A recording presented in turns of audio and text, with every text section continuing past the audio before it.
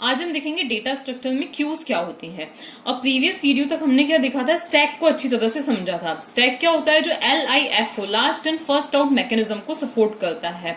अब हम उसको भी इम्प्लीमेंट तो अरे में ही करते हैं, लेकिन अगर हम उसको व्यू करना चाहें, मतलब हम उसको समझना चाहें, तो स्टैक कैसा होता है, कुछ इस तरह से होता है। जैसे हमने एक एलिमेंट ऐसे पुश किया, देन उसके ऊपर ही दूसरा एलिमेंट आएगा, देन उसके ऊपर ही तीसरा एलिमेंट आएगा, और इस तरह से एलिमेंट इसके ऊपर आते जाएंगे। टॉप किसको पॉइंट करता है, जो सबसे न्यूएस्ट एलिमेंट है, जो सबसे ऊपर है, उसको टॉप पॉइंट करता है। अब इसको LIFO क्यों बोला जाता है, क्योंकि जो लास्ट में आया है उसी को सबसे पहले बाहर निकाला जाएगा। ओके, अब ये तो था स्टैक, और इसका सिर्फ एक ही एंड होता है, जिसे क्या बोला जाता है, टॉप बोला जाता है। ओके, इसके बाद में आती है क्यू। तो क्यू क्या होती है, जो first in first out mechanism को सपोर्ट करती है, FIFO को सपोर्ट करती है, फर्स्ट इन फर्स्ट आउट। अब क्यू, जैसे नॉर्मली आप लोगों ने कोई क्यू देखी हो किसी शॉप के बाहर, किसी बैंक के बाहर, बैंक की कोई सी लाइन है, कोई टिकट काउंटर है, उनके यहाँ पर जो क्यूज लगती हैं, जैसे first person then second person, तो ये क्या है, क्यू में, मतलब ये है सबसे पहले जो ये पर्सन आए थे, और ये क्या है, हमारा काउंटर है, बैंक का या कोई सा भी, ये क्या है, हमारा काउंटर है। ओके, देन इसके पीछे दूसरे आ जाएंगे, तो ये जो पर्सन है, क्या बोला जाएगा, ये फ्रंट में सबसे आगे खड़े हुए हैं, तो सबसे पहले जो नंबर आएगा वो किसका आएगा, इनका आएगा। ओके, इसी तरह से सबसे लास्ट में नंबर किसका आएगा, इनका आएगा, या इनके पीछे और कोई भी आ जाएगा तो उनका नंबर सबसे लास्ट में आएगा। तो इसे हम क्या बोलेंगे, फर्स्ट इन फर्स्ट आउट। सबसे पहले इनको जो भी चाहिए वो अवेलेबल हो जाएगा, देन ये इस क्यू से क्या हो जाएंगे, बाहर हो जाएंगे। तो सबसे पहले ही आए थे, सबसे पहले यही क्या हो जाएंगे, क्यू से बाहर हो जाएंगे। ओके, और ये सबसे लास्ट में आए हैं क्योंकि, तो सबसे लास्ट में कौन बाहर होंगे, इनका नंबर आएगा, मतलब लास्ट इन लास्ट आउट, या हम क्या बोल सकते हैं, first in first out. Okay, तो जो सबसे फर्स्ट नंबर पे होते हैं, मतलब जो सबसे पहला एलिमेंट होता है, उसको क्या बोला जाता है, फ्रंट बोला जाता है। और जो सबसे लास्ट एलिमेंट होता है उसको क्या बोला जाता है, रियर पे। वो कहाँ पे है, रियर पे है, उस लास्ट लोकेशन को क्या बोला जाता है, रियर बोला जाता है। ओके, तो हम क्यू को अरे में इंप्लीमेंट करना है, तो हम कुछ इस तरह से उसे इंप्लीमेंट करेंगे। ओके, अब सपोज हम अरे में इसको इंप्लीमेंट करना चाहते हो, मैक्सिमम एलिमेंट्स हमने क्या कंसिडर किए हैं कि इसके अंदर कितने हैं, क्यू के अंदर कितने मैक्सिमम एलिमेंट्स इसमें हम फिल कर सकते हैं, तो हम मान लेते हैं 4 एलिमेंट्स हम मैक्सिमम इसमें फिल कर सकते हैं। वैसे इतनी छोटी क्यूज नहीं होती, लेकिन समझने के लिए मैं क्या ले लेती हूँ कि इसमें हम मैक्सिमम कितने एलिमेंट्स को फिल कर सकते हैं, 1 2 3 एंड 4 एलिमेंट्स को हम फिल कर सकते हैं। ओके, तो ये 0th लोकेशन, ये फर्स्ट लोकेशन, ये सेकंड, ये थर्ड, ये क्या हो गए, टोटल 4 एलिमेंट्स हो गए। इनिशियली क्या होता है, फ्रंट और रियर दोनों क्या होते हैं, जब हम प्रोग्राम बनाएंगे, मतलब इनिशियल इनको क्या रखा जाता है, दोनों को -1 के इक्वल रखा जाता है, क्योंकि -1 इसमें कोई सा इंडेक्स है ही नहीं। तो अभी ये चीज क्या इंडिकेट करती है कि अभी क्यू में कोई एलिमेंट नहीं है, हमारी क्यू क्या है, बिल्कुल एम्प्टी है। जैसे ही फर्स्ट एलिमेंट इसमें इंसर्ट किया जाएगा, तो वो कहां पे आएगा, यहां पर आएगा। कहां पर आएगा वो फर्स्ट एलिमेंट, यहां पर आएगा। सपोज मैंने 5 इंसर्ट किया, तो 5 कहां पे आ जाएगा, यहां पर आ जाएगा। तो उस केस में फ्रंट और रियर दोनों किससे पॉइंट करें, क्योंकि यही फर्स्ट है यही लास्ट है, तो उस केस में फ्रंट और रियर दोनों ही क्या हो जाएंगे, किसके इक्वल हो जाएंगे, 0 के इक्वल हो जाएंगे। ओके, इसके बाद में जब हम नेक्स्ट एलिमेंट को इसमें इंसर्ट करते हैं, तो उस केस में हम किसको इंक्रीमेंट करेंगे, रियर को इंक्रीमेंट करेंगे, क्योंकि फ्रंट तो यही रहने वाला है अब। तो उस केस में रियर कहां पे आ जाएगा, यहां पे, मतलब रियर कहां पे आ जाएगा, फर्स्ट लोकेशन पे। इसके बाद जब हम एक और इंसर्शन करते हैं, तो फिर वापस किसे हम इंक्रीमेंट करेंगे, रियर को ही इंक्रीमेंट करेंगे। और हाँ, दूसरी चीज जो है कि क्यू में इंसर्शन को क्या बोला जाता है, एन क्यू बोला जाता है। जैसे हमने स्टैक में देखा था कि इंसर्शन को क्या बोला जाता है, पुश ऑपरेशन बोला जाता है, वैसे ही यहां पर इंसर्शन को एन क्यू बोला जाता है। इंसर्शन ऑपरेशन का नाम क्या होता है, एन क्यू। जरूरी नहीं है कि आप प्रोग्राम बनाओ तो यही लिखो, बट टेक्निकली ये चीज बोली जाती है। ओके, इसी तरह से डिलीशन को क्या बोला जाता है, डी क्यू बोला जाता है। अगर हम क्यू एडिटी बना रहे हैं, तो हम और कौन से इसमें ऑपरेशंस प्रोग्राम में लिख सकते हैं। जैसे हमें चेक करना है कि इज फुल, तो इस फुल का मतलब क्या होता है कि क्या क्यू फुल है। इसी तरह से हम चेक करना चाहते हैं कि क्या क्यू एम्प्टी है, तो उसके लिए क्या फंक्शन देगा, इज एम्प्टी। और यही चीज हम स्टैक में भी कर सकते हैं। ओके, तो is full is empty, is full क्या बताएगा कि क्या क्यू एम्प्टी है क्या, इज एम्प्टी क्या बताएगा, सॉरी इज फुल क्या बताएगा कि क्यू फुल है क्या, और इज एम्प्टी क्या बताएगा कि क्या क्यू एम्प्टी है क्या। ठीक है, ये हो गया।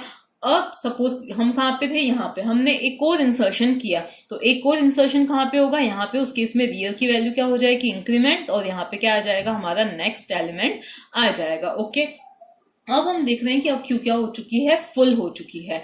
तो अब ये जो इस फुल फंक्शन है ये क्या रिटर्न करेगा, ट्रू रिटर्न करेगा। अगर हम इसको बनाएंगे तो कुछ इस तरह से लिखेंगे, ठीक है।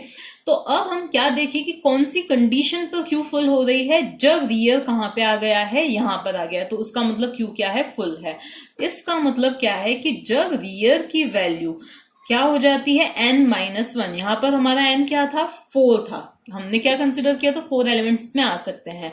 तो जब रियल की वैल्यू n-1 दैट इज 4-1 के इक्वल आ जाए, इसका मतलब हमारी क्या है, क्यू फुल है।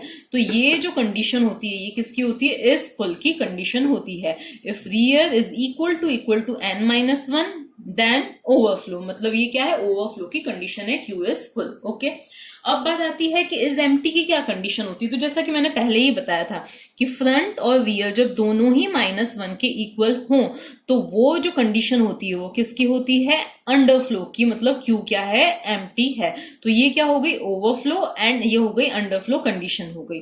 एक और जो ऑपरेशन है हमारा एन क्यू, मतलब इंसर्शन। तो मैंने आपको बताया कि इंसर्शन करते टाइम हमें किसे इंक्रीमेंट करना है, हमेशा रियर को इंक्रीमेंट करते जाना है, जैसा कि हमने किया। लेकिन फर्स्ट इंसर्शन जब हम कर रहे हो तो हमें फ्रंट को भी 0 सेट करना है, क्योंकि देखो ये हमारी क्यू है। ओके, इसमें हम 4 एलिमेंट्स इंसर्ट कर सकते हैं। ये 0 थी, first, second, third location. Initially क्या है, फ्रंट और रियर दोनों ही -1 है।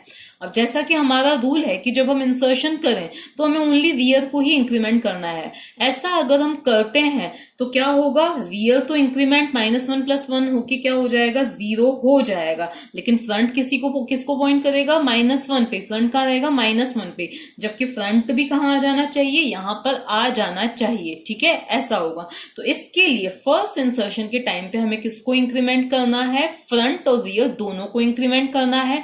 और बाकी के इंसर्शंस में हमें ओनली किसको इंक्रीमेंट करना है, रियर को ही इंक्रीमेंट करना है। तो अब पहले हम देखते हैं एनक्यू ऑपरेशन किस तरह से परफॉर्म होगा, उसका एल्गोरिथम देखते हैं।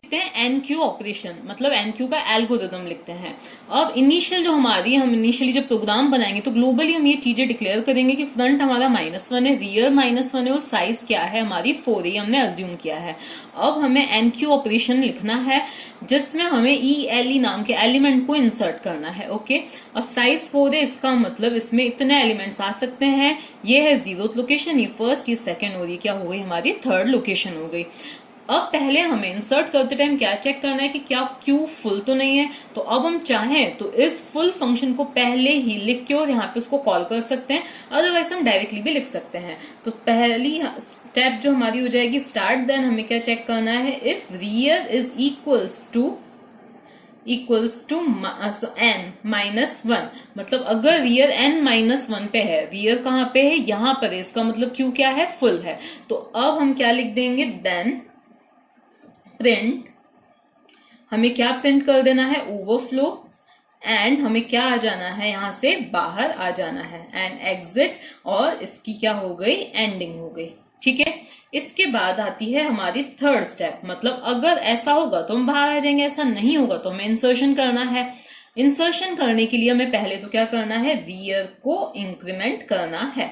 तो rear is equals to rear +1 हो गया। ओके, इसके बाद हमें क्यू की रियर वाली लोकेशन पर क्या करना है, एलिमेंट को इंसर्ट करना है। ओके, इसके बाद एक और चीज मैंने बताई थी कि जो फर्स्ट इंसर्शन होता है उस केस में हमें क्या करना होता है, फ्रंट को भी इंक्रीमेंट करना होता है।